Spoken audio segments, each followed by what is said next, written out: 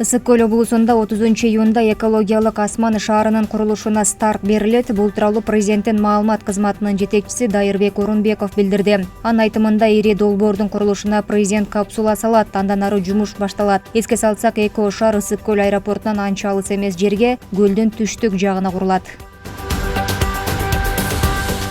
Бүгүн Жогорку кеңештин төрагасы Нурланбек Шакиевдин Казакстанга расмий иш сапары Астана шаарындагы мекен коргоочулар монументине гүл чамбар коюу менен башталды. Жогорку кеңештин коомчулук жана жалпыга маалымдоо каражаты менен байланыш бөлүмү билдиргендей, алсак көп улуттуу Казакстан мамлекетинин биримдигин даңазалаган аталган монумент 2001-жылы ачылган. Эскерте кетсек, төрага Нурланбек Шакиев баштаган парламенттик делегация Сенат төрагасы Маулен Ашимбаевдин чакыруусу менен Казакстанга расмий иш сапары менен барган.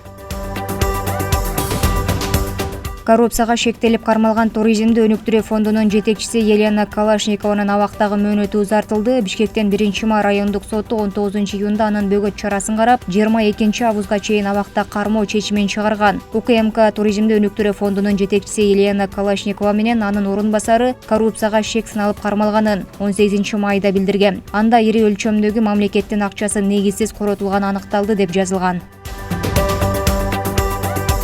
Коррупцияга шектелип бажы кызматынын улук инспектору кармалды. Ал автомобильный бажылык тариздөө жери аркылуу өткөн жеке ишкерлерден акча өндүргөн туруктуу коррупциялык схеманы уюштуруп келген деп шектелүүдө. Бул тууралуу УКМКдан кабарлады. Ага чейин кылмыш жаза кодексинин 343-беренесинин 1-бөлүмү опузалап пара алуу боюнча иш козголгон. Бишкектин Таштанды полигонунда таштандыны сорттоочу жабдык иштей баштай турганын бүгүн Жогорку кеңештин тармактык комитетинде депутаттарга маалымат берип жатып, Борбор калаанын вице-мэри Жыргалбек Шамралиев билдирди. Анын айтымында жабдык чехиялык компания менен биргеликте ишке ашырылып жаткан долбоор алкагында орнотулуп, август айынан тартып иштей баштайт. Бишкектен Таштанды маселеси көптөгөн жылдардан бери чоң көйгөй болуп келет. Шаар четиндеги Таштанды полигонун иретке келтирүү, рекультивация иштерин жүргүзүү үчүн Европа реконструкциялоо жана өнүктүрүү банкынын убада кылган 22 миллион евросунун 12 миллиону келген. Ал акча кандайча сарпталганын эсептеп чыгышканда кайсы бир бөлүгүнүн дайыны табылбай калгандыктан кеминде 5 кылмыш иши козголгон.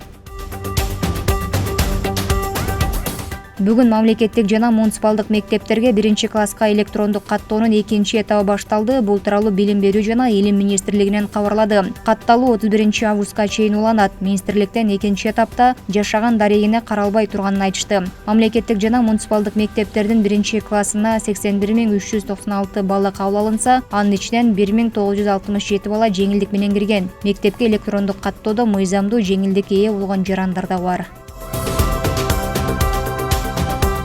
Салык кызматы бүгүн кезектеги чек талап кылып байге утуп ал лотереясын ойното баштады. Мекеменин маалыматына караганда, байгелер 30-июнга чейин социалдык түйүндөрдөгү баракчаларында күнүнө бир маал онлайн ойнотулуп турат. Ал эми 1-июлда баш байгелер Ала Тоо аянтында эл алдында ойнотулат. Негизги максат салык төлөөчүлөрдү көмүскөдөн чыгаруу, соодагерлерде да, кардарларда да чек колдонуу маданиятын калыптандыруу, бюджетке салык төлөмдөрүн көбөйтүү экени маалымдалган. Алгачкы 2 лотерея былтыр ойнотулган. Бул жолу лотереяга 233 миңдей адам катышууда.